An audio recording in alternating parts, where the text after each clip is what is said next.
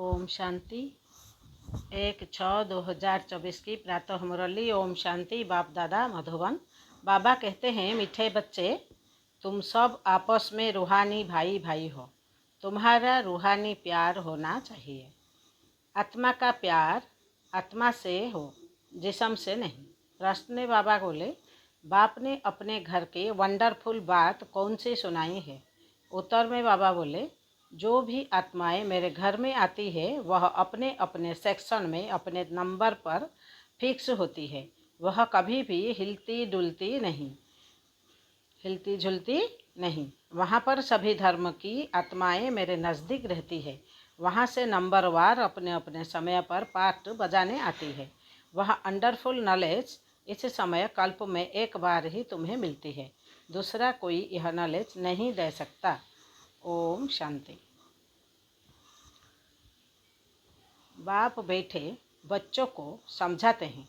बच्चे जानते हैं हम आत्माओं को बाप समझाते हैं और बाप अपने को आत्माओं का बाप समझते हैं। ऐसे कोई समझते नहीं और ना कोई कभी समझाते हैं कि अपने को आत्मा समझो। यह बाप ही आत्माओं को बैठ समझाते हैं। इस ज्ञान की प्रारब्ध तुम नई दुनिया में लेने वाले हो, नंबरवार पुरुषार्थ अनुसार। यह भी कोई सभी को याद नहीं रहता कि यह दुनिया बदलने वाली है। बदलाने वाला बाप है। यहाँ तो सम्मुख बैठे हैं। जब घर में जाते हैं तो सारा दिन अपने धंधे आदि में ही लग जाते हैं। बाप की श्रीमत है, बच्चे कहाँ भी रहते तो मुझे याद करो।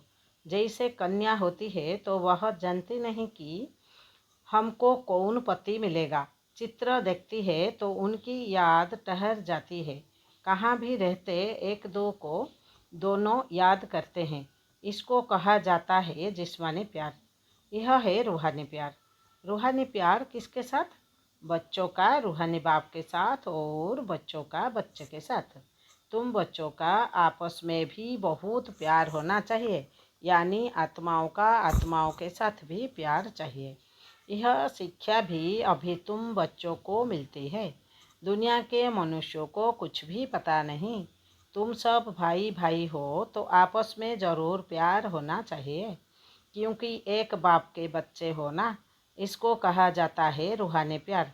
ड्रामा प्लान अनुसार सिर्फ पुरुषोत्तम संगम युग पर ही रूहानी बाप आकर रूहानी बच्चों को सम्मुख समझाते हैं और बच्चे जानते हैं कि बाप यहाँ आए हुए हैं। हम बच्चों को गुलगुल पवित्र पतित से पावन बनाकर साथ ले जाएंगे। ऐसे नहीं कि कोई हाथ से पकड़कर ले जाते हैं। सभी आत्माएं ऐसे अगड़ी जैसे टिड्डियों का झुंड जाता है। सभी आत्माएं ऐसे उड़गी जैसे टिड्डियों का झुंड जाता है। उन्हों का भी कोई गाइड होता है। गाइड के साथ और भी गाइडर्स होते हैं जो फ्रंट में रहते हैं। सारा झुंड जब इकट्ठा जाता है तो बहुत आवाज़ होती है। सूर्य की रोशनी को भी ढक देते हैं। इतना बड़ा झुंड होता है। तुम आत्माओं का तो कितना बड़ा अनगिनत झुंड है, कभी गिनती नहीं कर सकते। यहाँ मनुष्यों की गिनती नहीं कर सकते। भले आदम शुमारी निकालते हैं, वह भी एक्यूरेट नहीं निकालते हैं। आत्माएं कितनी है वह हिसाब कभी निकाल नहीं सकते। अंदाज लगाया जाता है कि सतयुग में कितने मनुष्य होंगे, क्योंकि सिर्फ भारत ही रह जाता है। तुम्हारी बुद्धि में है कि हम विश्व के मालिक बन रहे हैं। आत्मा जब शरीर में है तो जीवात्मा है, तो दोनों इकट्ठे सुख अथवा दुख भोगते हैं। ऐसे बहुत लोग समझते हैं कि आत्मा ही परमात्मा है। वह कभी दुख नहीं भोगती, निर्लिप्त है। बहुत बच्चे इस बात में भी मूझते हैं कि हम अपने को आत्मा निश्चय तो करें, लेकिन बाप को कहाँ याद करें। यह तो जानते हो बाप परम धाम निवासी है। बाप ने अपना परिचय दिया हुआ है। कहाँ भी चलते फिरते बाप को याद करो। बाप रहते हैं परम धाम में, तुम्हारी आत्मा भी वहाँ रहने वाली है, फिर यहाँ पाठ बजाने आती है। यह भी ज्ञान अभी मिला है। जब तुम देवता हो वहाँ तुमको यह याद नहीं रहता है कि फलाने फलाने धर्म की आत्माएं ऊपर में है, ऊपर से आकर यहाँ शरीर धारण कर पाठ बजाती है। यह चिंतन वहाँ नहीं चलता। आगे यह पता नहीं था कि बाप भी परम धाम में रहते हैं, वहाँ से यहाँ आकर शरीर में प्रवेश करते हैं। अब वह किस शरीर में प्रवेश करते हैं वह अपनी एड्स तो बताते हैं। तुम अगर लिखो तो शिव बाबा केयर ऑफ परम धाम, तो परम धाम में तो चिट्ठी जा नहीं सकती, इसलिए लिखते ही हो शिव बाबा केयर ऑफ ब्रह्मा। फिर यहाँ की एड्रेस डालते हो, क्योंकि तुम जानते हो बाप यहाँ भी आते हैं, इस रथ में प्रवेश करते हैं। यूं तो आत्माएं भी ऊपर रहने वाली है, तुम भाई भाई हो। सदैव यही समझो यह आत्मा है, इनका फलाना नाम है। आत्मा को यहाँ दिखते हैं, परंतु मनुष्य देह अभिमान में आ जाते हैं। बाप देही अभिमानी बनाते हैं। बाप कहते हैं तुम अपने को आत्मा समझो और फिर मुझे याद करो। इस समय अब आप समझाते हैं जब मैं यहाँ आया हूँ, आकर बच्चों को ज्ञान भी देता हूँ। पुराने अर्गान्स लिए हैं, जिसमें यह मुख्य है, आंखें भी है। ज्ञान अमृत मुख से मिलता है। गौमुख कहते हैं ना, अर्थात माता का यह मुख है। बड़ी माता द्वारा तुमको अडॉप्ट कराते हैं। कौन? शिव बाबा। वहाँ यहाँ है ना। यह ज्ञान सारा बुद्धि में रहना चाहिए। मैं तुमको प्रजापिता ब्रह्मा द्वारा अडॉप्ट करता हूँ, तो यह माता भी हो गई। गाया भी जाता है तुम मात पिता हम बालक तेरे, तो वह सब आत्माओं का बाप है। उनको माता नहीं कहेंगे, वह तो बाप ही है।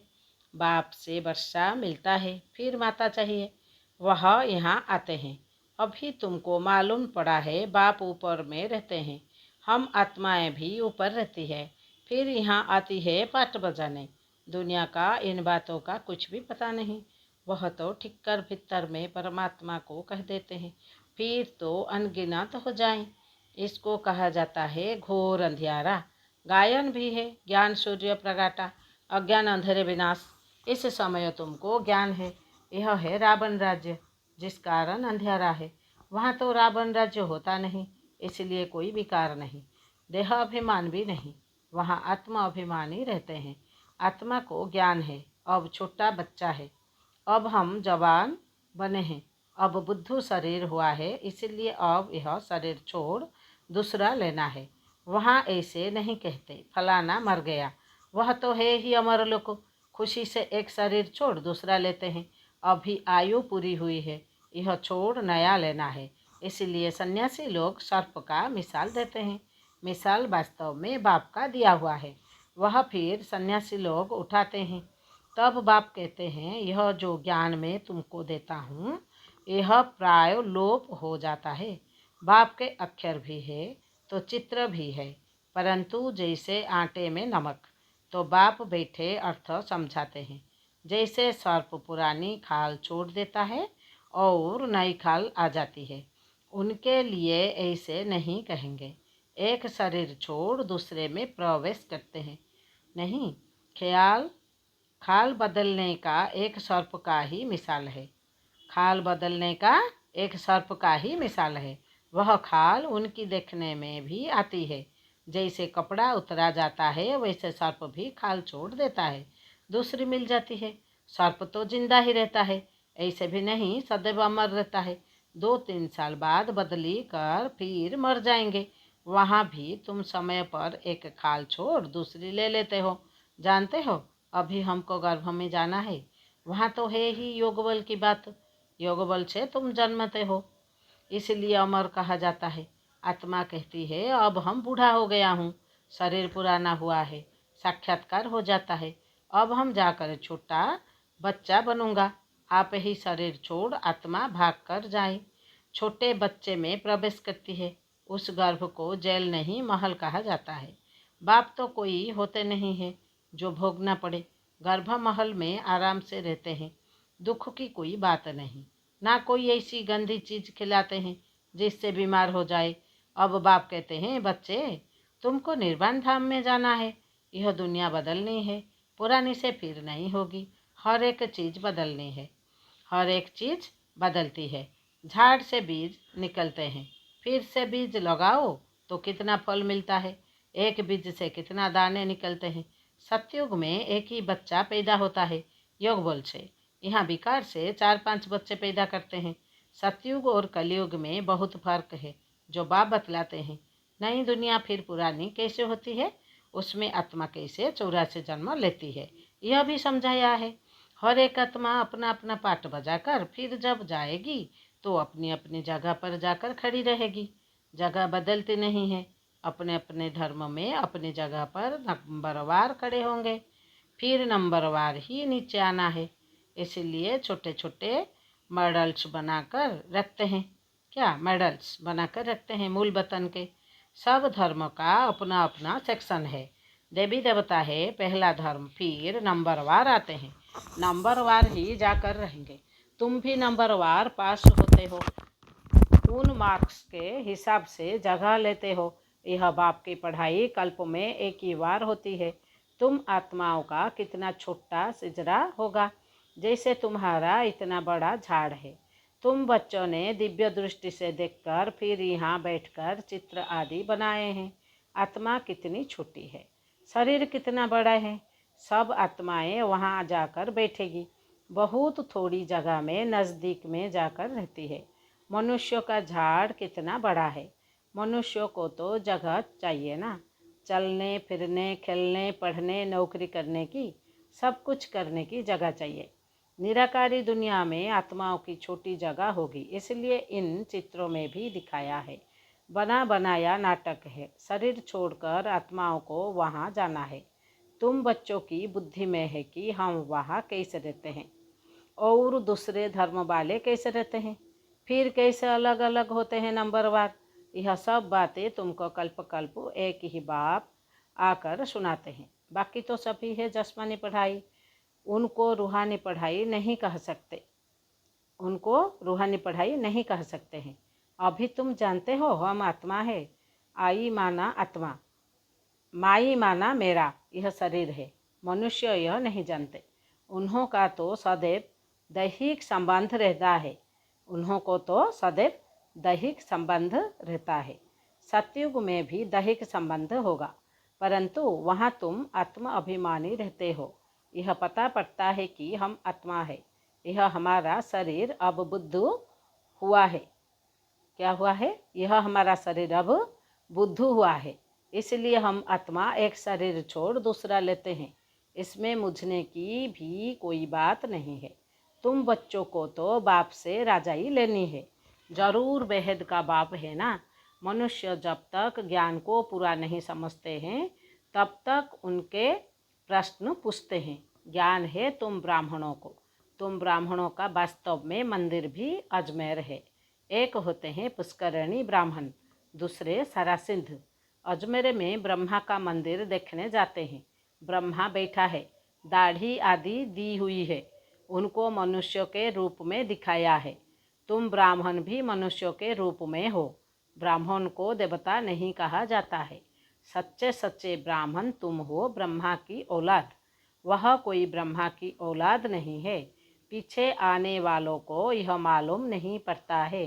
तुम्हारा यह विराट रूप है। यह बुद्धि में याद रहना चाहिए।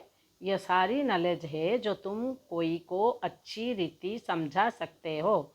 हम आत्मा है, बाप के बच्चे हैं। यह यथार्थ रीति समझकर यह निश्चय पक्का पक्का होना चाहिए। यह तो यथार्थ बात है। सभी आत्माओं का बाप एक परमात्मा है। सभी उनको याद करते हैं, हे भगवान। मनुष्यों के मुख से जरूर निकलता है, परमात्मा कौन है यह कोई भी नहीं जानते हैं, जब तक कि बाप आकर समझाए। बाप ने समझाया है। यह लक्ष्मी नारायण जो विश्व के मालिक थे यही नहीं जानते थे तो ऋषि मुनि फिर कैसे जान सकते हैं। अभी तुमने बाप द्वारा जाना है। तुम हो आस्तिक, क्योंकि तुम रचयिता और रचना के आदि मध्य अंत को जानते हो। कोई अच्छी रीति जानते हैं, कोई कौम बाप सम्मुख आकर पढ़ाते हैं, फिर कोई अच्छी रीति धारण करते हैं और कोई कौम धारण करते हैं। पढ़ाई बिल्कुल सिंपल भी है, बड़ी भी है। बाप में इतना ज्ञान है जो सागर को स्याही बनाओ तो भी अंत नहीं पाया जा सकता। बाप सहज करके समझाते हैं। बाप को जानना है, स्वदर्शन चक्रधारी बनना है बस। अच्छा, मीठे मीठे सिकिलद्धे बच्चों प्रति माता पिता बाप दादा का याद प्यार और गुड मॉर्निंग। रूहानी बाप की रूहानी बच्चों को नमस्ते।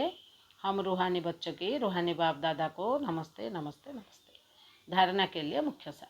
पहला पढ़ने बाबा ने बोले, सदा याद सहज बने रहे, उसके लिए चलते फिरते यह चिंतन करना कि हम आत्मा है, परमधाम निवासी आत्मा यहाँ पाठ बजाने आई है। बाप भी परमधाम में रहते हैं, वह ब्रह्मा तन में आए हैं। दूसरा पढ़ने बाबा ने बोले, जैसे रूहानी बाप से आत्मा का प्यार है, ऐसे आपसे में भी रूहानी प्यार से रहना है। ऐसे आपस में भी रूहानी प्यार से रहना है।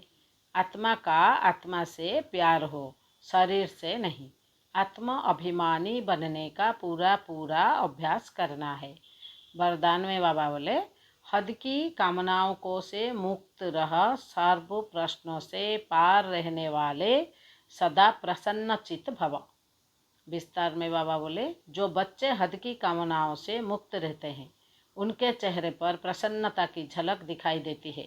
प्रसन्न चित्त कोई भी बात में प्रसन्नचित्त नहीं होते, प्रश्वचित नहीं होते। वह सदा निस्वार्थी और सदा सभी के निर्दोष अनुभव करेंगे, किसी और के ऊपर दोष नहीं रखेंगे। चाहे कोई भी परिस्थिति आ जाए, चाहे कोई आत्मा हिसाब किताब चुक्त करने वाली सामना करने आती रहे, चाहे शरीर का कर्मभोग सामना करने आता रहे, लेकिन संतुष्टता के कारण वे सदा प्रसन्नचित रहेंगे। स्लोगन, व्यर्थ की चेकिंग अटेंशन से करो, अलबेला रूप में नहीं। स्लोगन फिर सुनेंगे, व्यर्थ की चेकिंग अटेंशन से करो, अलबेले रूप में नहीं। ओम शांति, ओम शांति, ओम शांति।